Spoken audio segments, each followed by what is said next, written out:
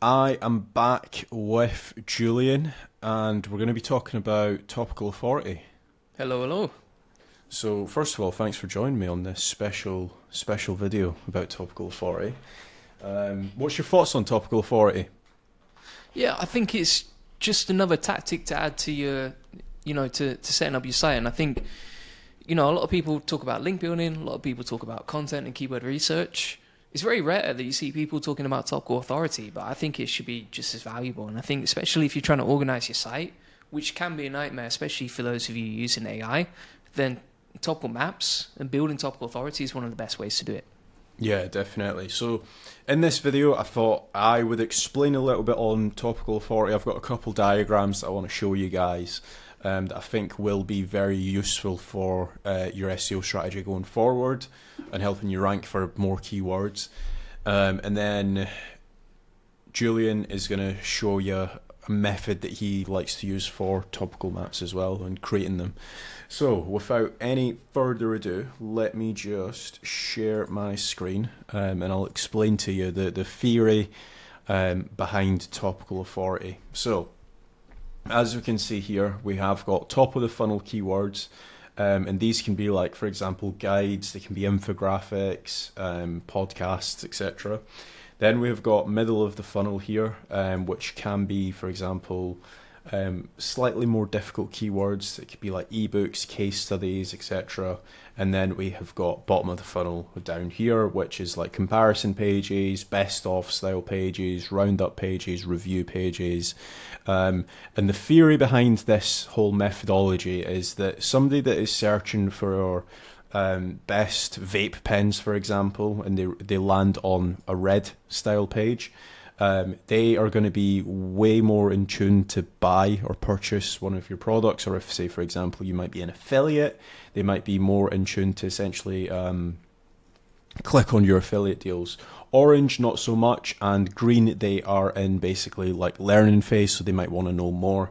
Now, one thing that I do want to mention is the fact that a lot of people don't think that topical authority is a thing, or they might have done it in the past, but they might have done it incorrectly as well, which we will touch on later in the video. So what I mean by that is they might have just uploaded a page on best crypto wallets, or for example, not actually doing any supporting articles, right? So for example, if we take a look here, best crypto wallets is a DR71. What we actually do need to do is worry about all the supporting articles underneath the actual best crypto wallets page. So if we take a look at our page here, let's take a look at the best running shoes, for example. So you've got best running shoes, which would be our bottom of the funnel, the most high intent keyword. And then you have got all of the supporting articles for that. So like, for example, best places to run, how to train for a marathon, how to run longer.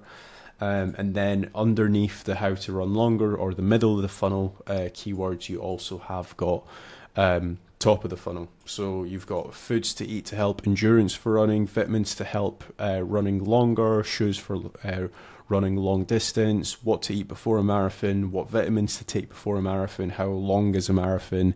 Then you've got running spots in Barcelona, Madrid, Mallorca, etc., etc. And that's essentially how you are building the pyramid of topical maps.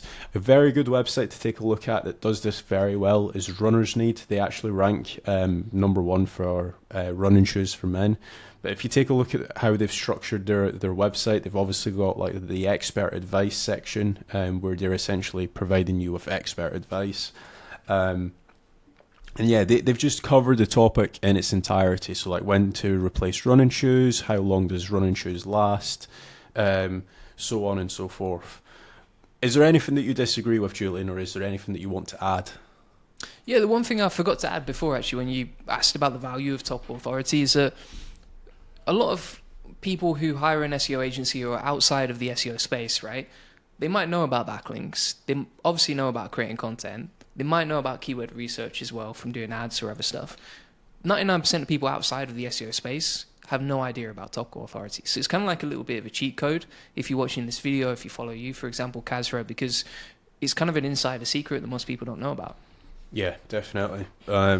It's Yeah, like I've always said since like the helpful content update, I truly do believe this that keyword research is dead, and it's more to do with topical research. So if you can research an entire topic and become the authority in that space, then there's no reason for Google not to rank you. If you genuinely have the best articles on, let's say, running, for example, and then you go and get a few links for your website, that's when things start to get really fun when it comes to SEO for your site.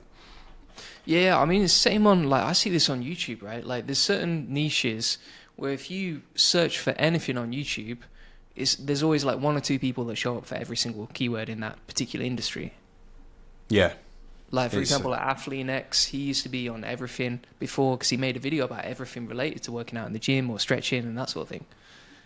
yeah, it's the exact same when it comes to actually doing the topical research on your site. I think that's probably the biggest thing that where a lot of people mess up on as well. And then one other thing to add to all of this, because it sounds like we're saying go and plaster your website with 10,000 pages, but it's not the case, because you also need to bear in mind that, let's say if you're looking at your competitors, and out of your three competitors or your four competitors, they all average, let's say, 600 articles, and you only have 100 articles, and you're thinking in the back of your head, oh my god, I need 500 articles. It's not actually the case. It's very similar to link building as well, where all 500 of the pages that you are lacking or you don't have, it's not necessarily pushing that your competitor website up.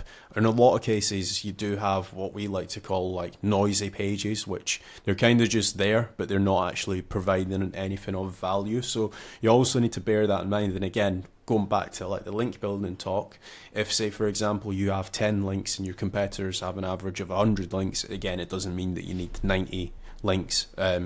Because again, in some cases, not all links are marked down as equal. Yeah, that's the thing, isn't it? Like, if you create 1,000 pages about ice cream, but 99% of them are trash, then you haven't really achieved topical authority. Exactly. All right, I'll share my screen. I'll run through this tutorial on how to do one quickly, how to do a topical map. So I'm going to share my screen and the SOP right here. You can see this okay, right? Yep. So this is a two-part prompt. It's very simple, but it's worked for multiple sites that I've built in the past. Basically, you would say to ChatGPT, give me 30 semantically relevant but unique topics under the niche in the right language in an easy-to-read table, right? It's a very simple prompt, but it works, and it works for pretty much any niche. And then you would say each topic must be relevant, because if you don't include this line, then ChatGPT, with its lack of common sense sometimes, is going to go off onto all sorts of crazy tangents. From there, I also like to reduce the topic length to like 3 to 5 words. Otherwise, you'll get sentences for the topic, and you're like, no. I just want like a 3 to 5 word category. And then finally, just prioritize a list, right? Because like you say, there's going to be certain topics that you want to kickstart with, and then you work your way down in terms of what's the highest leverage, right? So we'll plug that into ChatGPT, and we'll use a running shoes example right here. So if we put running shoes into the niche, that's just a prompt, step by step. And the one thing that I would say here, I don't know why it's doing it in Spanish right here. Probably I've plugged it into the prompt. I'll put the language as English, 1 second. But the one thing that I would say is when you're doing these topical maps, because you're using ChatGPT, you do need to use it with a bit of common sense, right? So like, if you see stuff like this happening, you just don't know why, then just go again, I would say. So we'll put language equals English, we'll put niche equals running shoes. One thing that I was watching a video, and I don't remember the person who said this, but I really wish I did. He said that you should always, when you're doing like prompt engineering or like basically talking to ChatGPT, you should almost use it like a text message. So, for example, if you're texting a mate saying, yeah, I'm going to be 20 minutes late, they might text you back saying, okay, that's fine. We'll meet here, and then you essentially follow on with the conversation, and that's how you should be using ChatGPT. It's very, very, very rare where you'll prompt it once and it'll give you the exact formula that you were thinking of, because it's not the case. That's 100% true. Also, the other thing I find is like you can give it the same prompt that you had yesterday or last week, and you'll get different outputs just like we had there. So you definitely need a bit of common sense, but that's a good thing about having a human editor when you're creating these topical maps. So like from here, what we're going to do is we're going to use part 2 of the prompt, which is give me 30 variations of each topic that address a different search intent. Obviously, you want a different search intent for each of the subtopics underneath each main category. Now, at the same time, I don't think ChatGPT is going to get it 100% right. There's still going to be overlapping topics, so you have to edit out. But the good thing about this is if you get 30 topics and then you get 30 variations of each topic, that's 900 pages, and you just cut it down from there. So we'll take this prompt right here, plug it into ChatGPT, and then from there, we're going to replace topic with one of these, right? And you can just work your way down. So for example, we can start with running shoe reviews. And I think this is quite a good way to do it as well, because you're starting off with what's going to make you the most money, right? So if you start off with running shoe reviews, that's a whole category. There's so many pages you can create underneath that. Then you can run on to, best marathon shoes or trail running shoes, etc. And so when we generate this, for example, you can see there's reviews of each different type of shoe in that category, right? So this is a category, and then you just create a page around each of these, interlink them, that's your silo done. Remove anything that's a bit fluffy or doesn't make sense to create content around, and you're good to go.